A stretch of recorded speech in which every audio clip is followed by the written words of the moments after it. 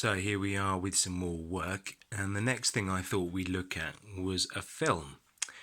So I'm really interested in history, and this guy wrote some really good books. He's called George Orwell, and Animal Farm is quite a thin book, but a really interesting one.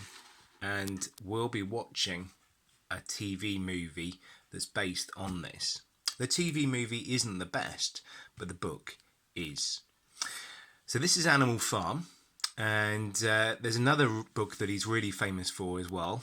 I've got it here in Russian. It's 1984, and then he predicted what the future might look like in the worst case scenario. This guy also invented Big Brother. So when you think of the Big Brother TV show, that came from his invention. But in his world, Big Brother was the idea of a force that looked after everybody and knew what everyone was doing. Maybe he was talking about our mobile phones. Who knows? But we'll be talking about Animal Farm. And then Animal Farm was a book. It was written by George Orwell in 1943 and 1944, and it was published in 1945. It talks about a farm where there were animals that didn't like the way that the farm was run by the farmer called Mr. Jones, who was a bit of an alcoholic, and then they arranged a revolution.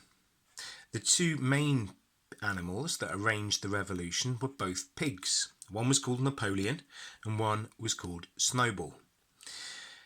Napoleon is supposed to be Joseph Stalin. So Joseph Stalin was the dictator in the Soviet Union who killed many, many people. The other pig, called Snowball, that was like a guy in the Soviet Union called Trotsky. But don't worry about Trotsky and Stalin too much, because in the book you've got Napoleon and you've got Snowball. They have an argument and Snowball has to leave. And the idea was that when the revolution first happened, all the animals were supposed to be equal, and everybody thought they would be living in a dream world. But things started to go badly, and before too long, everything was very, very different to how it should have been. The pigs started to get more and more power, and then the rules that they had written for their new country started to change. I think this book is fascinating. It reminds me so much of the Soviet Union.